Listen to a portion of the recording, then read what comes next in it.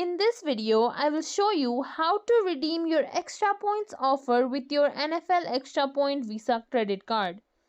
To do that, simply open Chrome or any web browser. Search for NFL Shop, then simply click on the URL. After that, you can browse for the items, and once you have your item selected, simply click on this cart icon in the top right corner. Scroll down below. Right above order summary, you can see have a promo code. Simply click on this plus icon. Here you will find code limit. Simply type in extra points. Once you type in extra points, simply click on apply. After that, you will get the discount of 20. After that, with this promo code, I can get the discount up to 20% on the eligible items.